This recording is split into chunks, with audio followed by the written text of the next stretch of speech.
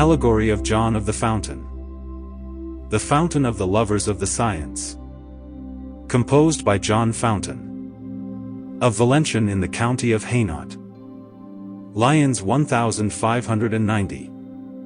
The third edition. It was in the time of the month of May, when one should bury sorrow and care, that I entered into an orchard, whereof Zephyrus was the gardener.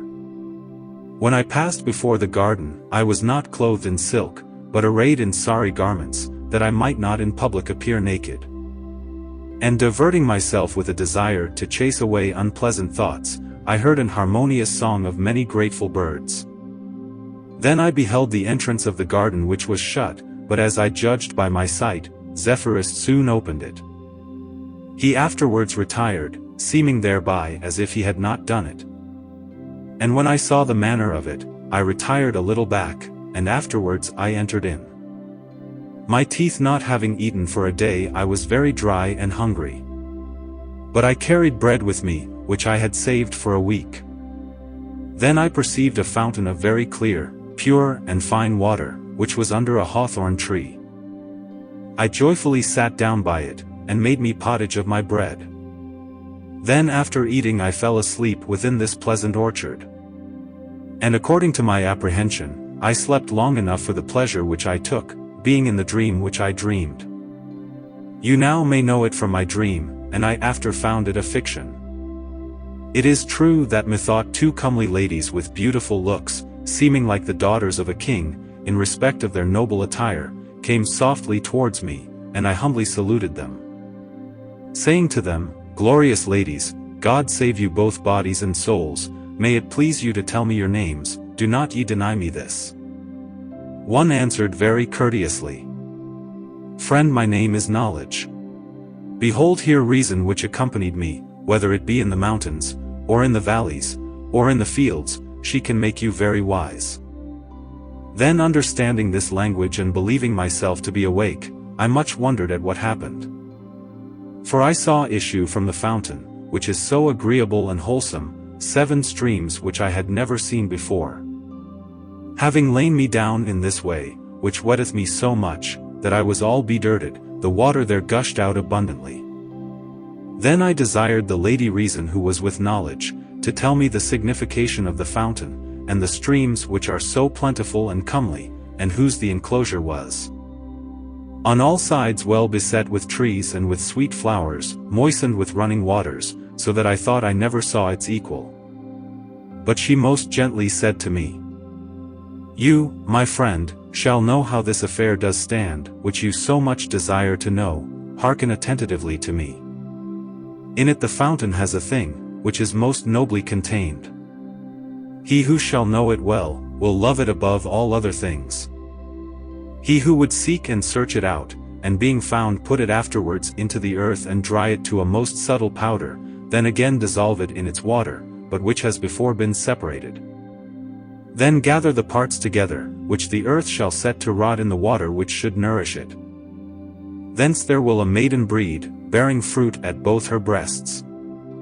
But that we should remove the rottenness, which neither she nor her fruit does care for, the maid I speak of in many things bestirs herself, and fervently desires it. For she mounts into the air flying on high, afterwards descending down gliding in the valley, and in descending down she fawns the fawn which nature gives to her. It is a dragon which has 3 throats, hungry and never satiated. All around him everyone assaults or kicks at him, surrounding him just as it were in a street and chasing him with a violent pursuit, so that a sweat do cover his face, which blackens and beglues it, as with bird lime then impregnates it, and in the same manner she brings forth again much more powerful than before, then drinks it as the juice of the apple. So the infant according to its manner often drinks, and afterward brings forth again, so that it clearer is than crystal, in truth the work is just so. And when it is so shining in a most strong and powerful water, it thinketh to devour its mother, who has eaten up its brother and father. So as it gives suck and broods, the dragon strikes it with his tail. Into 2 parts divide its mother, which does assist it after this division, deliver it then to the 3 throats, which they have sooner taken it than a gargle. 'Tis then the strongest in the world, there's nothing ever does confound it. 'Tis marvelous and powerful, 1 ounce is worth 100 weight of gold. It is a fire of such a nature, that it overcomes corruption, and transmutes into another substance, since it brings it to its own likeness and cureth every distemper, the impotium leprosy and gout. And gives youth to ancient bodies, and to the young ones wit and mirth. 'Tis as a miracle from God. Without this the treacle cannot be made, nor anything which is found underneath the heavens, which is experienced by the ancient prophets and doctors who teach us nature. But one dare not make more inquiry, for fear of the governors of the earth. May such a mischief never happen, for without sin one may do this. Many wise loved it much, accursed be he who has defamed it. One ought never to reveal it, but to those who will love God, and those who will have the victory, to serve God, love or believe. For he to whom God giveth time to live so long that he is some place have wrought this work, has from God obtained for himself grace or favor, know this for certain. Wherefore he should devoutly pray for those holy men who have put it into writing according to their way of discourse. Philosophers and saints, discreet men whose numbers I cannot reckon up. But may God shower all mercy on them who thus far have opened it. And for those who love the science may God give them estate and patience. You ought to know that this same serpent, which I at first did mention to you, is governed by the 7 streams, which are so amiable and fair. So I was minded to describe it, but I will name otherwise. It is a noble worthy stone made by a science divine, in which more virtue does abound, than in anything which is in the world. 'Tis found out by astronomy, and by the true philosophy. It is produced in the mountains, where there grows no other strange or foreign thing. Know it for an approved truth, that many wise men have found it there, and it may there be still found out, with taking pains to labor well. It is the cabinet of the precious stones of the philosophers which is so amiable and dear. One may have it easily, and so 'tis better that all that can be had. But you will have undergone a deal of toil, before you have found it out. Having it you shall fail of nothing, which we can find upon this earth and world. Now let us return unto the fountain, there to know a certain thing. This valuable fountain does belong to a lady of honor who is called Nature, who ought to be much honored, for each thing is made by her, and if she fails there all is undone. This lady, I assure you, has been a long time established. For as soon as God had made the elements which are perfect, water, air, earth and fire, nature was perfect in them all. Without nature there could not grow a little oyster in the sea. Nature's the mother of all things in the world. The noblest thing which is in nature, does very well appear in the figure of a man which nature has made, wherein she has erred in nothing. So it does in many things which are produced by nature. Birds, trees, beasts, little flowers, they are all made by nature. And so likewise it is of metals, which are not alike nor equal. For by herself they are made, very deep within the earth. Of which you will have a fuller account, when nature shall show it you. Whom I desire that you would see, to the end that you may the better follow her way and her path in your work, for she must make the discovery to you. As she was making this discourse, I saw nature approaching, and presently without delay I went straight on to meet her, and humbly to salute her. But truly she first bowed to me, giving me the salutation. Then reason said, see nature here, let it be all your care to love her, for it is she will make you the prudent master of her work. I hearkened diligently, and she undertook to ask me whence I was and what I sought for in that place, because it was very wild and full of darkness for those who were not clerks. Lady, said I, by the God of the heavens I came hither as those who know not whether to go to find out some good adventure. But I will tell you without delay and propound my adventure in short. I have heretofore seen a very great prelate, skillful, a clerk, prudent and cunning, who discoursed in common speech so that he made many a man wise, to know the medicine which he made. Very high and very precious, demonstrating its excellence by very great experiment, he spoke with very great reverence of the philosophers and their science. He had been at a very good school. Then I was put to a school, which was desirous to learn and know a better things than all possessions. And it happened to me to ask him whence this science came at first. If one met with it in writing, and who it was who showed it. He answered me without delay, in this discourse which I will tell you. The science is the gift of God, which comes by inspiration, so is knowledge given by God, and is inspired into man. But with this that one do well improve at school, by his understanding. But before a letter was seen, this surely was a science known, by people not learned but inspired, who ought highly to be honored, for many have found out this science by the divine wisdom. And further God is omnipotent, to give to his true servant such a knowledge as he pleases. Wherefore is displeases many clerks, saying that no one is sufficient, if he have not been a student. He who is not a master of arts or doctor, gets no honor among the clerks. And can you blame them for this when they know not but praising one another?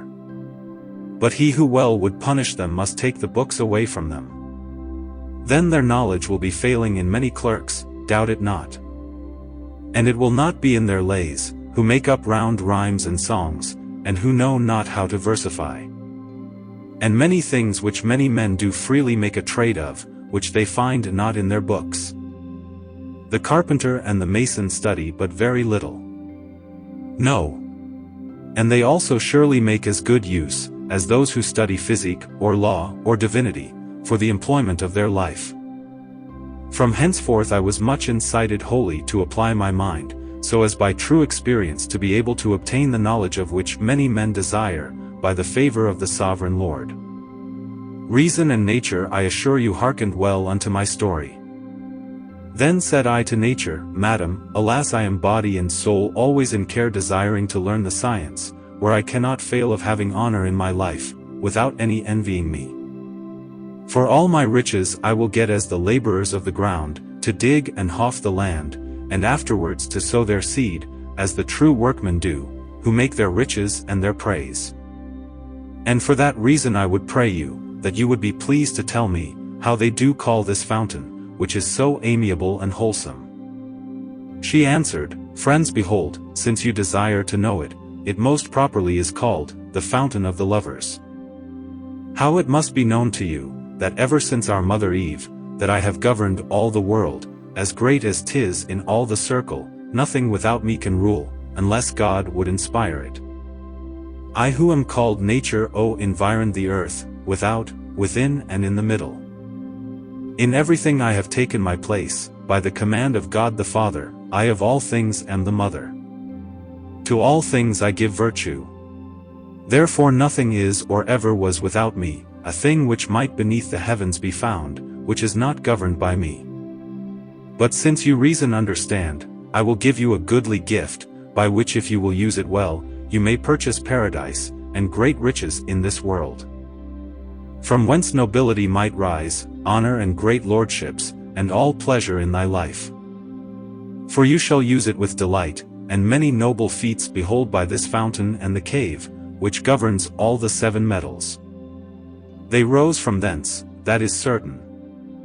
But I the fountain's mother am, which is as sweet as honey.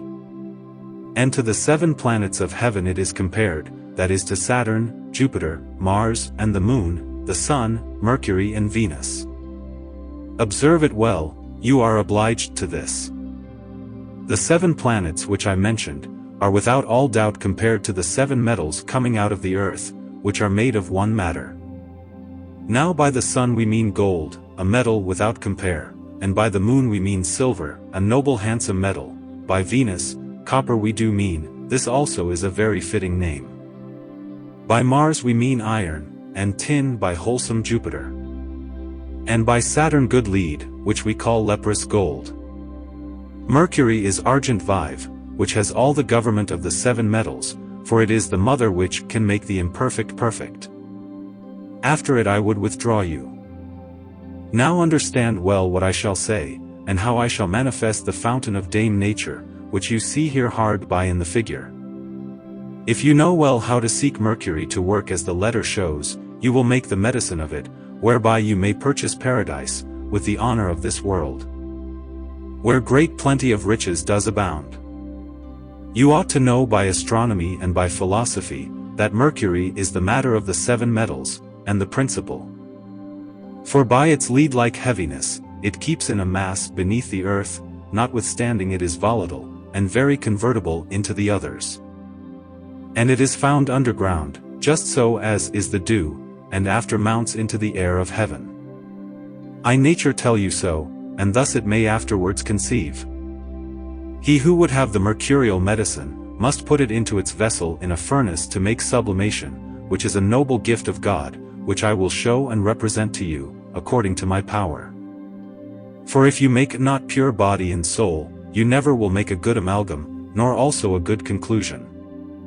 Therefore apply your mind to it. Now understand, if you would know, take your body and make a trial of it, as others have done, know it well. You must make your spirits very clean, so that it may incorporate. There will be a handsome battle. 20 against 7 are requisite without doubt. And if 20 cannot destroy they body, in this case it must. So the battle is of Mercury most strong and fierce. It is afterwards requisite to make him restore, so that one can draw out nothing. When your undertaking succeeds according to your desire, then he being taken, if you would have justice from him, you shall shut him up in the prison, from whence he cannot stir. But you must comfort him with one gift, or else for you he will do nothing, so that he will do the contrary. And if you would do him a kindness, it behoves you to set him at large, and set him again in his first estate, and for this you shall be his master. Otherwise you cannot well know that which you seek and which you would have. But by this means you shall know it, and all shall go according to your desire. But what you make of the body, remember to make it here. First then you must without contradiction, of thy body make a spirit, and the spirit reign corporate into its body without any separation. And if you know not how to do all this, be sure do not begin the work. After this conjunction there begins operation, out of which if you proceed, you'll have the glory of the heavens. But by this book you ought to know, which I nature deliver to you, that the mercury of the sun is not like to that of the moon, for it should always remain white to make a thing to its own likeness. But that which serveth for the sum, must openly resemble it, for one must rubify it, and this is the first work. And then one may conjoin them as in my argument I have said, which you herein have heard before, and which you ought to hearken to. And if you cannot understand it, in your work you may mistake, and perhaps shall lose a deal of time and waste it in vain. And if you know how to work what I have said, you may assuredly proceed therein. Now you have one point of this work, which I nature discover to you. You surely must with a good judgment make afterwards a congelation of body and spirit together, so that one be like the other. And then you must with a right understanding separate the 4 elements, which you shall make all new, and then shall set them to work. First you must extract the fire and also the air for this affair, and afterwards reconcile them. I tell you this here in express words. Earth and water on the other part do serve very well in this art. As also does the quintessence, for that is the knowledge of our work. When you shall have found out the 4 and separated the one from the other, so as I have said before, thy work shall be half done. Now you may proceed by this means to make what I before have told you in this chapter. You shall put it into a little furnace. This is called a marriage, when it is made by a wise man, and this is also very properly its name. Now understand the reason well, for the male may well be tied or coupled with the amiable female. And when they are found pure and clean and the one joined with the other, they produce a certain generation. So that this is a glorious work, and which is of great substance. Just so it is in another similitude of many a man and many a woman, who have good reputation and fame, by their children which they breed, which thing each one ought to esteem. From birds, from beasts, and from fruits I could prove it otherwise. Put the seed of a tree skillfully into the earth, after the putrefaction from thence will come a generation. You may know it by the cork, which is more worth than all things else. By sowing 1 grain, you'll thence have 1,000. You need not there be very cunning. Nor ever was there any creature who could say to me, Nature, I obtained a birth without seeking after you. You in nothing can reproach me. And so it is of metals, whereof mercury is the most subtle. 'Tis put into the furnace where his body is, which I have told you in my relations. And it is very necessary to do this, according as you shall see herein afterward. There 'tis requisite for him to be in love with his like, and then to work. But first that they may come together they must be parted asunder. But after this separation I assure you they reunite. The first time is the betrothing, the second the marriage, and the third time skillfully united into one nature. This is the perfect marriage in which our total work consists. Now understand well what I've said, for I indeed have falsified in nothing. When you shall have separated them, and by little and little well mended them, you shall afterward reunite them, and join the one to the other. But remember in your lesson, the proverb which Cato spoke, the man who reads and noting understands, is like a hunter who catches not. Learn then well to understand, that you may not calumniate the books, nor the good workmen, who are perfect understanders. For all those who blame our work, neither know nor understand it. He who well shall understand us, shall very soon come to our work. It has been opened oftentimes, and by philosophers approved, but many men esteemed for wise blame it, for which they are fools. And all should lay the blame thereof on them, who have in themselves understanding without gall. But one may well and truly praise all those who such a jewel have, and those who think to find it out by the means of working well. And one should say it is well done, their good work deserveth praise. Now we have told a thing which briefly ought to be disclosed. Which is that, if you would well proceed, you make a union of two, so that they may be betrothed in the vessel, which well knows the being or existence, and then separate it for your work. It behoves you to order it well. And to let you know the way, 'tis nothing else but dissolution, of which you will have great need. If you would pursue the work, you ought to destroy the composition, so as you have occasion for it, so that each one be by itself apart. And then having the earth thirsty, with the water of heaven in due manner 'tis reason it should be moistened, and it shall be governed by me. Now I have told without any error, how the body shall get a soul, and how you must separate them, and divide them from one another, but the division without doubt, is the key of all our work. It is performed by the fire, without it art would be imperfect. Some say that fire produces nothing of or by its nature, except ashes. But saving their respect natures engrafted in the fire, for if nature were not there, the fire ne'er have any heat. And I will prove it thus. I will take salt to bear me witness. But now we will leave this discourse and we will speak of other noble subjects.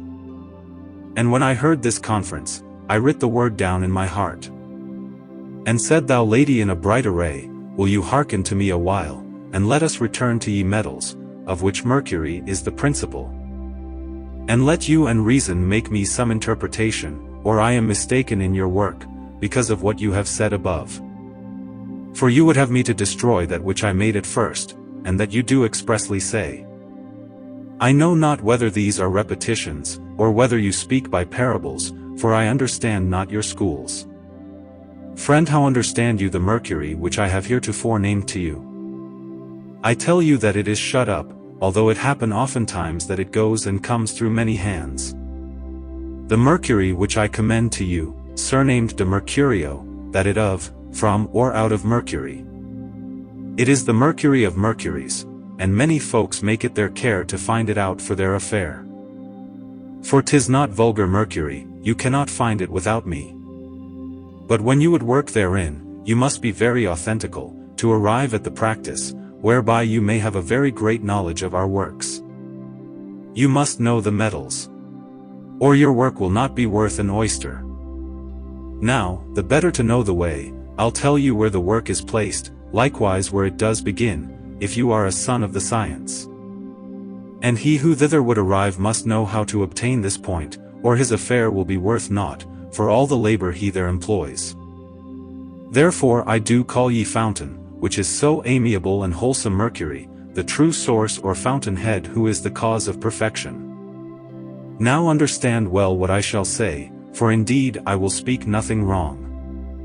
This Mercury without its equal you may find in the sun, when he is in his great heat, and that he makes many blossoms appear, for the fruits come after blossoms.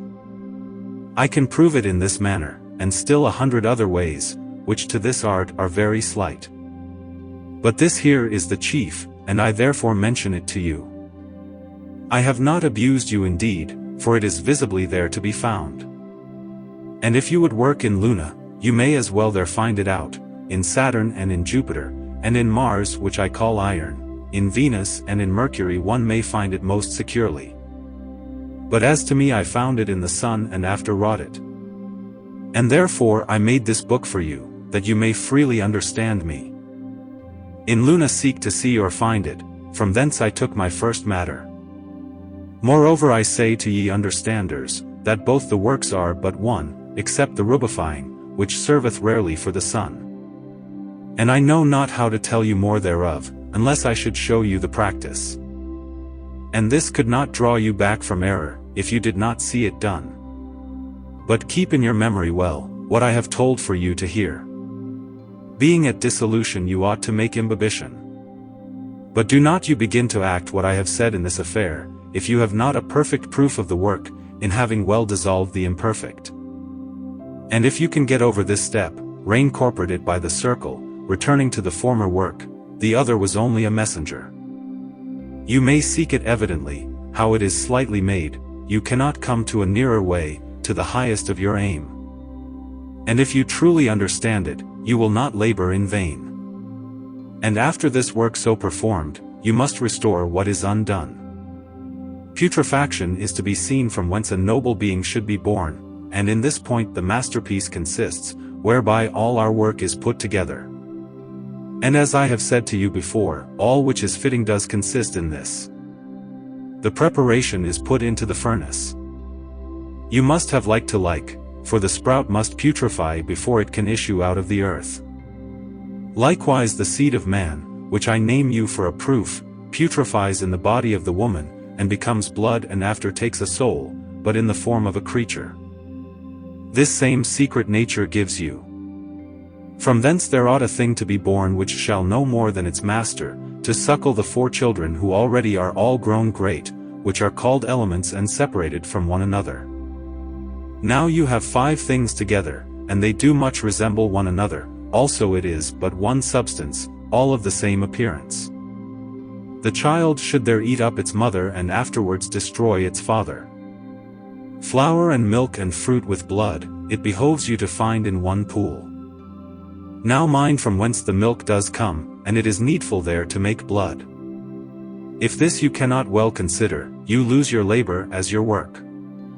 And if you know how to understand me well, be sure to work without more delay, for you have passed the pass, where many fools and wise men do stop. There you may pause a while, and afterward begin to work, and so pursue till you make issue forth the perfect fruit which we do call elixir. For by a mighty skillful work the precious stone is made of the philosophers of renown, who very well do know the reason. And there's no jewel nor possession, which can be the value of this stone. If you would have me tell you its force, it can cure all diseases, likewise by its most noble acts, it perfects all imperfect metals. And there is nothing in the world but this, where mighty virtue does abound. It is disposed to wonderful things, yet we do call it the medicine. And of all the other stones, which many princes hold for dear, none can so much rejoice a man, as that which I do name to you. And therefore I put you in mind, that you may take it for certain. For above all the stones in the world, virtue does in ours abound.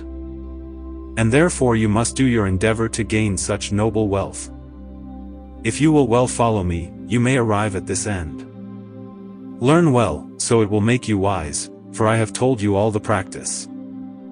In the furnace you may see it very well, in which all you have ought to be, making by a certain management the circle of putrefaction.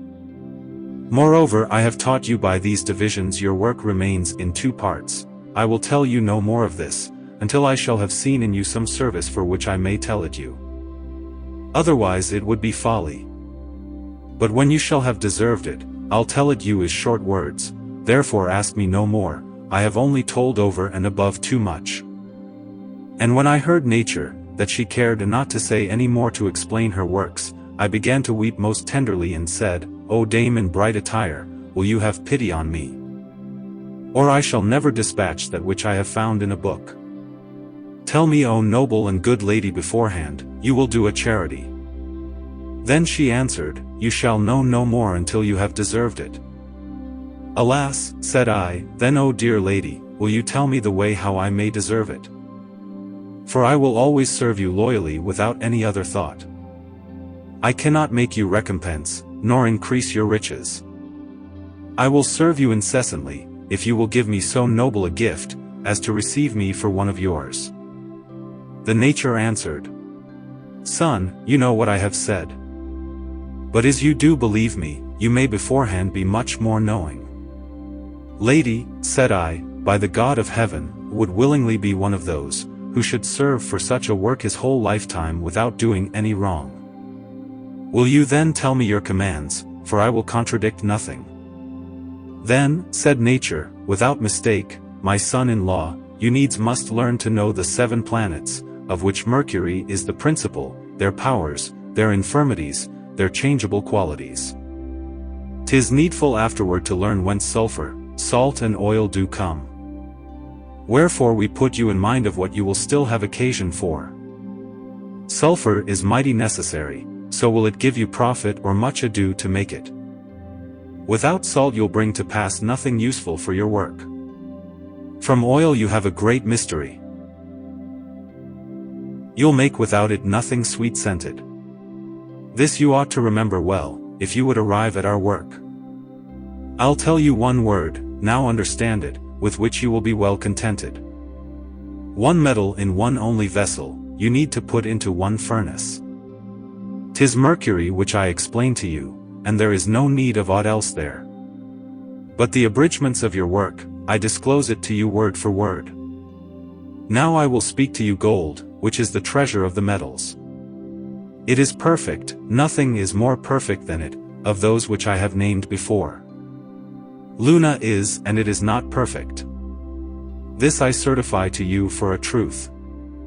There's but one metal in the world in which our mercury does abound, and so 'tis found in all the 7. This I have tried very well.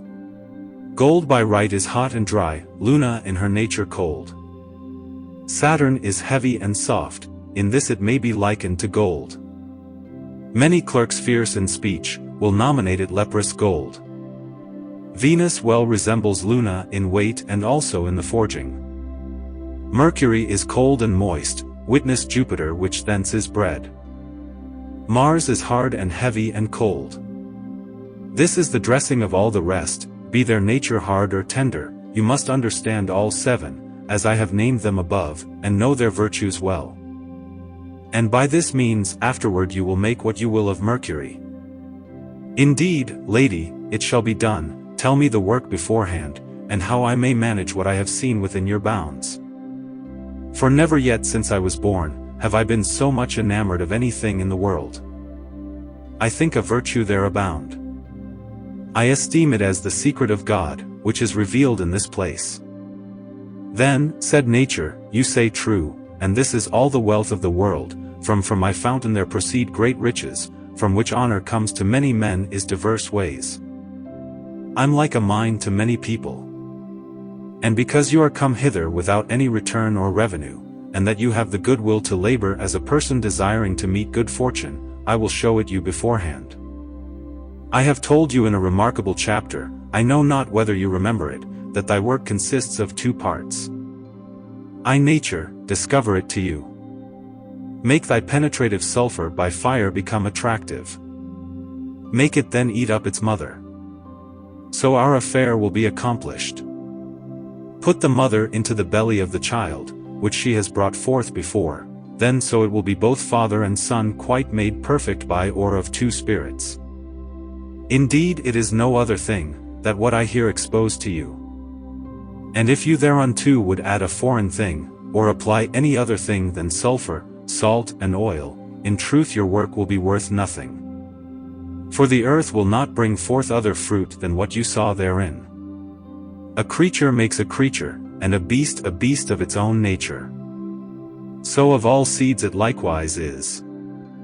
Take this for the design of my sciences. Say not, my son-in-law, that this is gall. All must arise and fall in a most acceptable way, most pleasant, and most amiable. I have preordained the way, just so as is the dew, it must mount up into the air of heaven, and sweetly afterwards descend by a most amicable path, alias. Our water pure prepared goeth just as does the dew, which one ought to manage well. In the dissension which it makes, it bringeth forth the perfect sulphur, and if you can obtain this point, you well may say without a lie, that you can have a great quantity of gold above ground without doing evil.